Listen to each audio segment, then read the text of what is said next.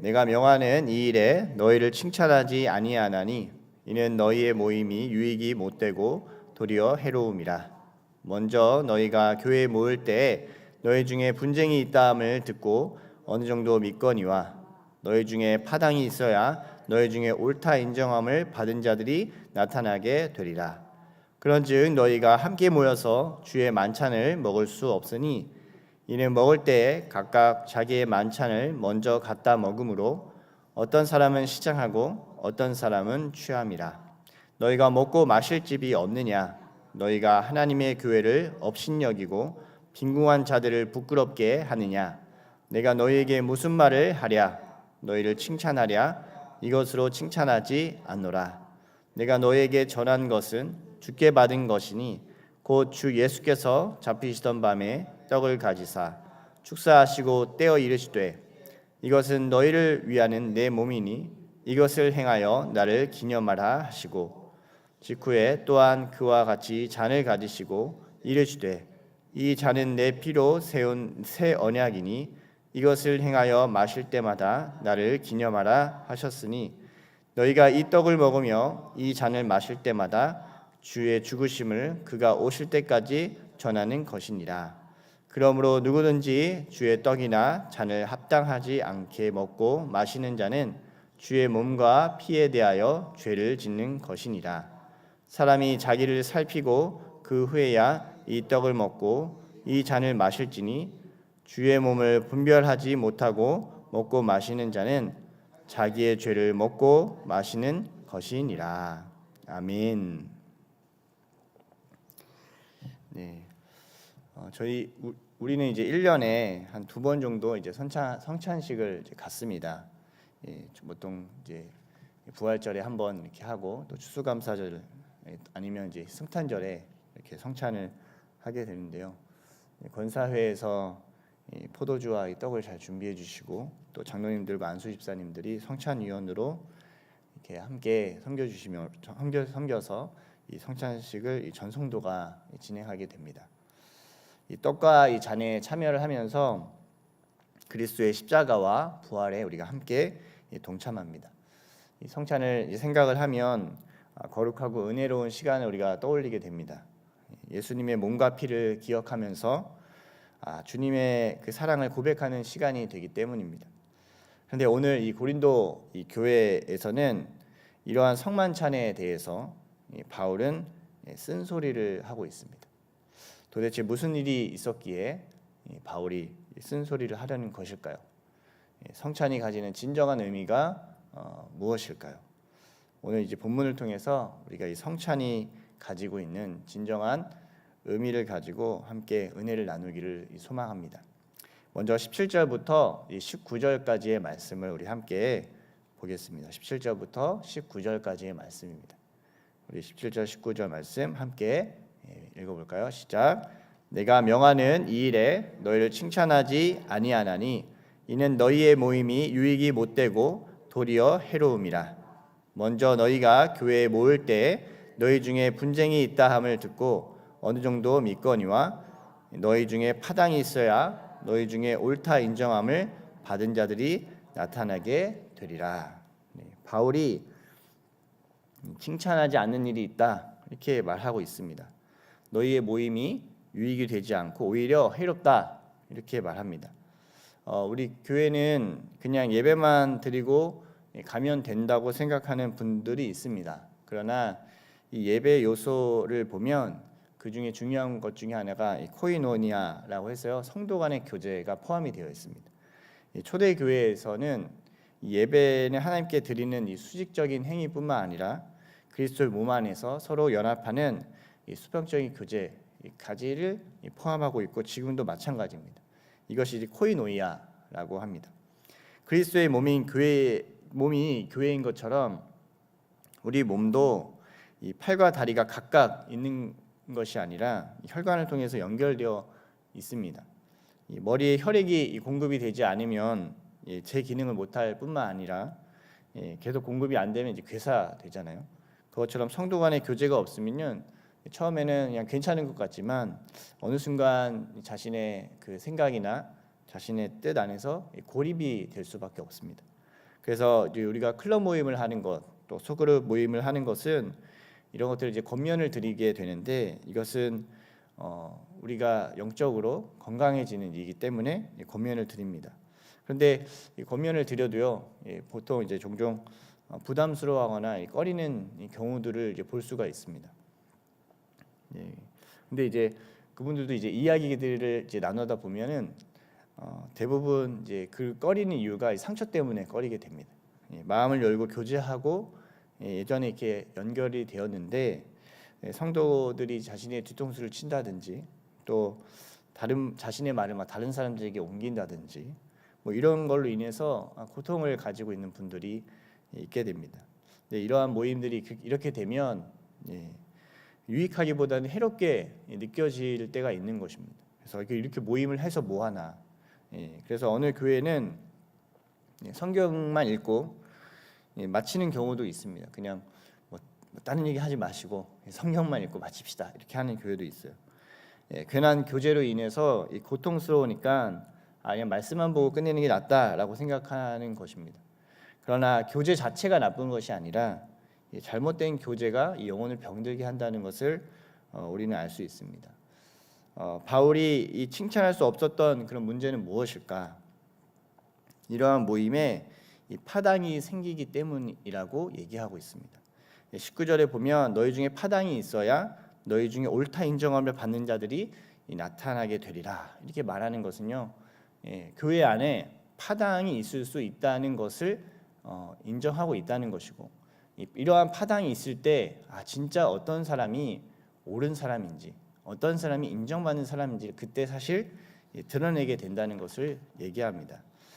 파당은 그럼 어떻게 생기는 것일까요? 도대체 이 고린도 교회에는 어떻게 이런 파당이 생기게 된 것일까?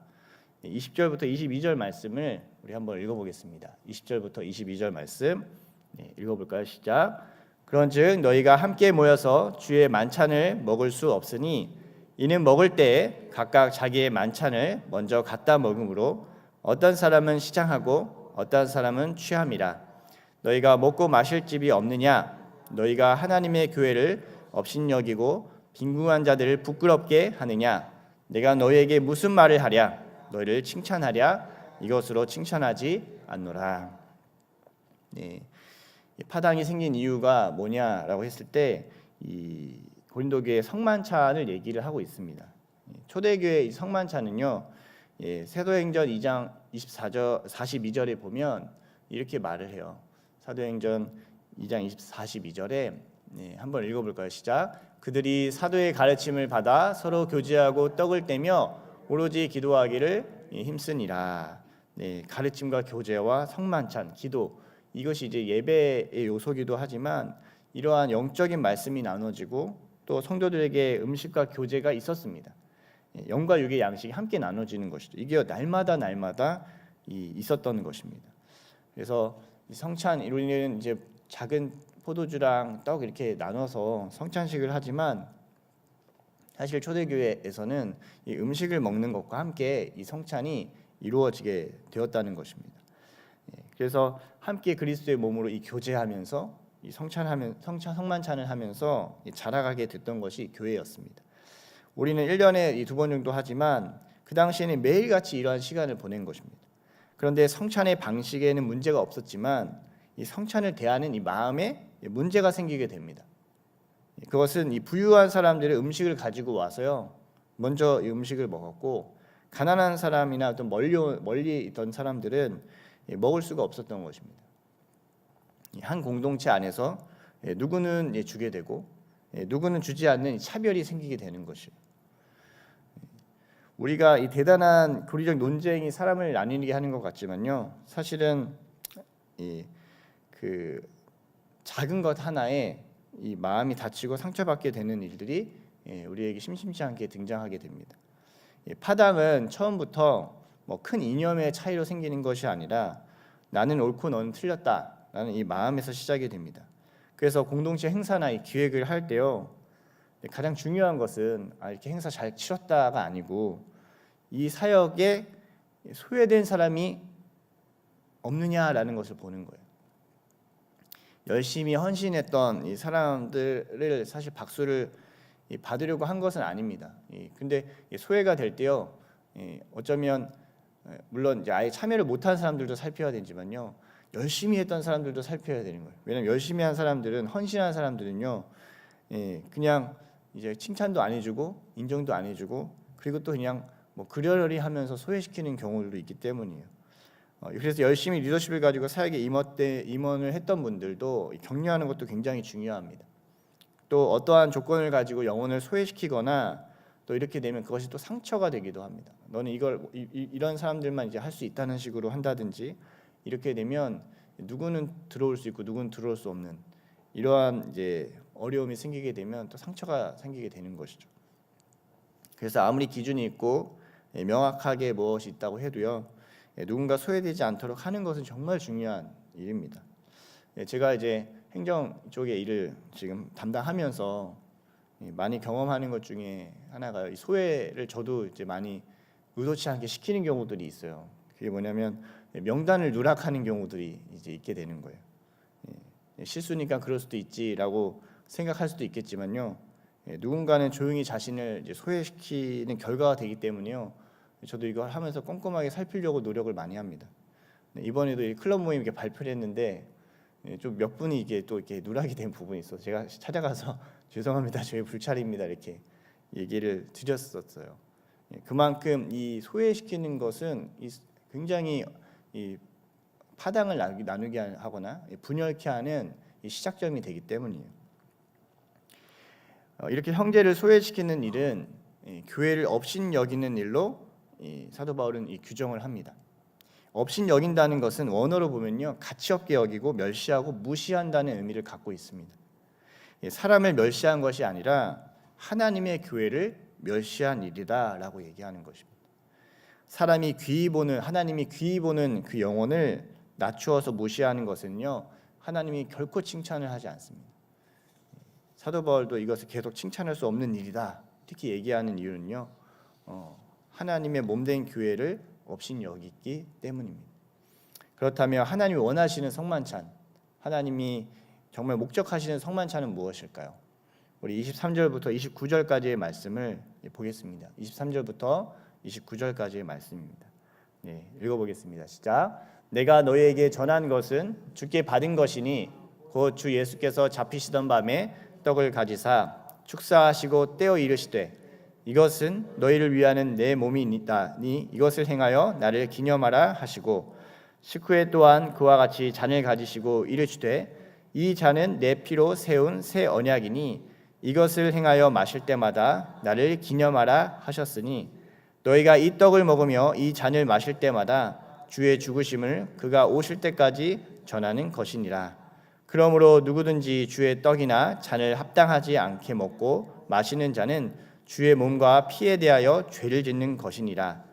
사람이 자기를 살피고 그 후에야 이 떡을 먹고 이 잔을 마실지니 주의 몸을 분별하지 못하고 먹고 마시는 자는 자기의 죄를 먹고 마시는 것이니라.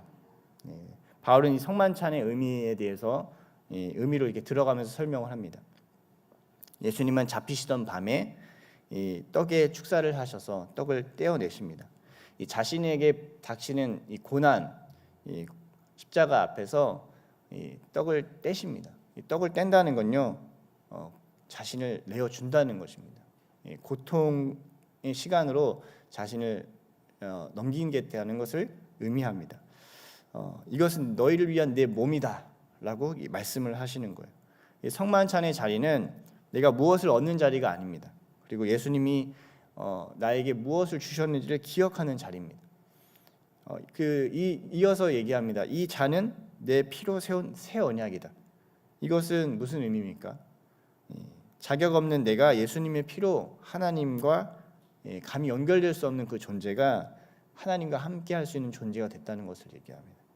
그분의 살과 그분의 피로 우리가 하나님께 감히 나아갈 수 있게 된다는 것입니다. 그렇기에 이렇게 몸된 교회, 이렇게 자신의 피값으로 산 이 교회는요, 부자도 가난한 사람도 그 어떤 누구도요 다 은혜 입은 자라는 것을 기억하라는 것입니다.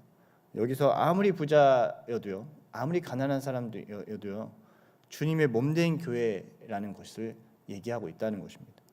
28절에 보면 자신을 살피고 떡과 잔을 마시라 이렇게 얘기합니다. 그래서 종종 이 부분을 자신의 죄의 목록을 이제 돌아보고 부정한 죄를 저지르면 성만찬에 참여할 수 없다라는 것으로 이제 생각을 하곤 합니다. 자신을 살피라 이렇게 얘기했을 때. 그러나 이것은요 죄를 살피라는 의미가 아니라 사실은 나를 살피라는 거예요. 자기를, 내 몸을 살피라는 거예요. 내 마음이 지금 어디를 향해 가고 있는지를 보라는 것입니다. 나는 십자가의 은혜로 살아가고 있는 사람인가? 내가 이 떡과 잔을 마실 때 기억을 하셔야 돼요. 나는 십자가의 은혜로 오늘 이 잔을 마실 수 있고 이 떡에 참여할 수 있는가?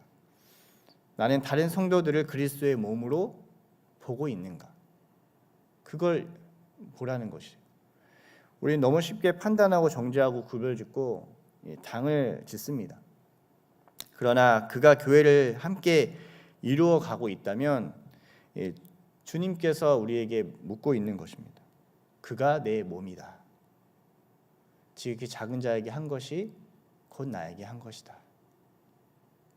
저희가 3, 4분기 이 표어가 사랑하고 사랑하고 또 사랑합니다. 사랑합니다. 이게 표어인데요. 어떤 성도분이 그렇게 얘기하더라고요. 이 표어가 저희게 love, love and love again 이렇게 붙자마자 관계 문제가 지금 목사님 너무 많이 터지고 있어요. 정말 꼴 보기 싫은 사람이 나타나기 시작했어요. 막 이렇게 얘기하는 분들이 있더라고요. 오히려 교회 받고 싶다. 차라리 해외 가서 잠시 동안 뭐 복음을 전하고 영혼에게 이렇게 전하는 것이 오히려 쉽다. 날 모르니까. 그리고 나는 그 사람에 대해서도 잘 모르지만 그냥 단순하게 복음만 딱 전하고 오면 되니까 너무 쉽다라고 오히려 그렇게 얘기를 합니다. 근데요, 진짜 힘든 거는 나를 아는 사람들과 함께하는 겁니다. 교회 안에 소외시키고 차별시키고 싶은 사람이 있다는 것이 사실 큰 문제인 겁니다. 근데 우리에게는 이 시름이 우리 가운데 주어져 있습니다. 29절에 이렇게 말합니다. 주의 몸을 분별하지 못하고 먹고 마시는 자는 죄를 짓는 것이다. 막 그래서 내가 뭘 잘못했지 막 회개하면서 그래 나 이제 깨끗해 하고 성만찬에 참여하는 게 아니고요. 너 이 성만찬에 참여할 때 주의 몸을 분별해야 된다. 내가 나의 몸이라고 여기는 그 영혼을 사랑해야 되지 않겠니? 라고 하나님이 말씀하시는 겁니다. 내가 미워하고 소외시키고 파당짓는 어쩌면 그 사람이 그리스도의 몸이라는 것을 하나님이 우리 가운데 얘기하시는 것입니다. 성찬은 그래서 우리를 살리는 자리입니다. 그런데 우리가 주의 몸을 분별하지 못하면 생명의 떡이요 오히려 나의 이 죄를 드러내는 자리가 되기도 합니다. 성찬이 계속 성찬을 할 때 우리 가운데 묻고 있는 것은 너는 정말 십자가의 은혜를 붙들고 있느냐? 내가 너에게 몸을 주고 피를 줬던 걸 너는 붙들고 있느냐? 그리고 너는 너의 옆에 있는 성도를 주님의 몸으로 보고 있느냐? 라고 묻고 있는 것입니다. 사랑하고 또 사랑하기를 여러분 축복합니다. 이게 참 쉽지 않다는 것은요. 우리 가운데 이걸 억지로 강요해서 할 수는 없습니다. 우리가 강조는 할 수 있지만 강요할 수 있는 문제는 아닙니다.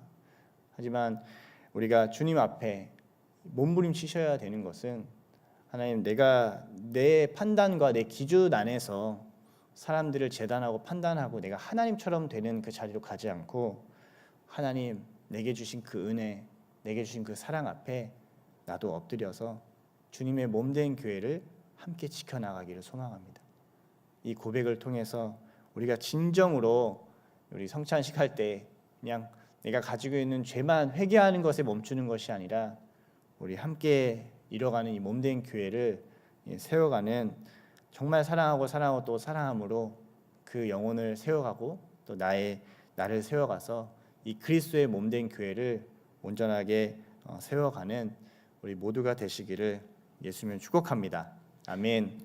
쉽지 않다고 그리스도의 몸을 외면하거나 분별하지 못함으로 자기의 죄를 계속 먹고 마시는 일이 없고 돌이켜서 하나님이 하나 된 것을 힘써 지키라고 말씀하셨는데 이 하나 된 이 교회를 힘써 하나님을 지켜나가는 우리 모두가 되시기를 예수님을 축복합니다. 아멘. 기도드리겠습니다. 하나님 아버지 감사합니다. 늘 하던 성찬식에 내가 무슨 죄를 지었는지만 살폈지 주님의 몸, 성도들을 살폈지 못했음을 주님 앞에 회개합니다. 떡과 포도주가 모두에게 돌아갔는지 부족하지 않았는지만 보았지 진정으로 소외된 영혼을 살피지 않았음을 회개합니다. 우리는 그리스도의 몸이기에 서로를 소외시키지 않고 함께 주 안에서 하나됨을 지켜가기를 원합니다. 자신의 모든 것을 우리를 위해 주신 주님의 몸을 먹고 피를 마시는 이 성찬의 의미가 우리 교회에서도 사랑하고 또 사랑함으로 주님 안에서 지켜지기를 원합니다. 주님, 우리가 주님이 하나 된 이 공동체를 힘써 지키게 하시고 분열과 파당과 그 모든 것들이 우리 가운데 들어올지 모르겠지만 그 가운데 옳다 인정함을 받는 자들이 드러난다고 말씀하신 것은 그 가운데 그 몸된 교회를 사랑하고 또 사랑하고 끊임없이 주님의 이름으로 사랑하는 그 자들을 통해서 하나님 이 거룩한 교회가 온전하게 세워질 수 있음을 고백합니다. 우리에게 주의 성령의 뜨거운 은혜를 부으셔서 우리의 힘으로 할 수 없사오니 주여 성령의 충만한 은혜를 부으셔서 우리가 주님 우리의 생각이나 우리의 이성이나 우리의 가치나 우리의 판단 안에 갇히지 않고 그 주님의 뜻 앞에서 사랑으로 나아갈 수 있는 진정한 구원을 경험할 수 있게 하여 주옵소서. 예수님의 이름으로 기도드립니다. 아멘. 이 시간 우리 세 가지 이 몸된 교회를 위해서 함께 기도했으면 좋겠습니다. 세 가지 여러분 기도 제목을 부탁드립니다. 첫 번째는요. 오늘 이제 6.25 상기 구국 성회 결연 축제가 있어요. 오산리 기도에 있습니다. 아크 1청 대학부입니다. 대학부에서 여기 이제 구국 성회 이 군인들이 모여 있거든요. 그 군인들이 모여 있는 이 결연 축제에 가서 새신자 청년들을 교회로 연결하는 일을 또 지금 하려고 하고 있습니다. 또 전도도 하려고 하고 있어요. 그래서 사실 이렇게 가가지고요 우리 교회에 온 청년들이 있어요. 근데 오늘 이제 오산리 기도원에 가서 이 구국성에 참여하는 이 군장성들을 연결하는 결연 축제를 이제 하게 됩니다. 이 일에 우리 교회가 귀하게 쓰임 받게 하시고 또 귀한 영혼들을 붙여주셔서 하나님 또 흔들리는 영혼들 또 마음이 방황하는 영혼들 붙들어 주시고 정말 그리스도의 몸된 교회로 하나 될 수 있는 은혜가 있을 수 있게 해달라고 여러분 기도를 부탁드립니다. 두 번째는요 이번 주 이제 금요일에 아크 2청 직장 대학 청년이 아니고 직장 청년이거든요. 이 직장 청년들이 매월 셋째 주 이제 금요일에 이제 이 예배를 이제 시작을 이제 이번 주부터 하게 됩니다. 금요 청년 예배를 통해서 이 성령의 강력한 임재 또 진리가 이 청년들에게 부어지게 하시고 또 그들의 심령이 완전히 새롭게 돼서 그들의 삶 그냥 교회에서만 거룩해 보이는 삶이 아니라 일상의 그 삶이 완전하게 거룩한 회복이 일어날 수 있도록 여러분 이 청년들 위해서도 기도를 부탁드립니다. 세 번째는요 이번 주 돌아오는 그 주일 저녁 6시에 저희 그 목동 시티처치 개청 예배가 목동에서 있습니다. 이 예배 자리를 여러분 위해서 기도해 주십시오. 성령의 임재가 가득하게 하시고 특별히 목동 시티처치는 청소년들을 위해서 목동에서 이제 우물을 파는 겁니다. 정말 지금 방하고 너무 고통 가운데 아무리 겉으로는 멀쩡해 보여도 속이 썩어가 있는 청년 소년이 너무 많습니다. 복음화율이 3%라고 합니다. 청소년들 지금 그런 상황에 이 목동에서 세워진 이 시티처치, 목동 시티처치 중에서 이 청소년이 살아나는 거룩한 우물이 터져날 수 있게 해달라고 여러분 이것을 위해서 함께 중보기도를 부탁을 드리겠습니다. 우리 함께 몸된 교회를 위해서 중보기도 하시고 또 각자의 기도 제목 가지고 또 기도하시다가 돌아가겠습니다. 우리 주여 한번 외치고 기도합니다.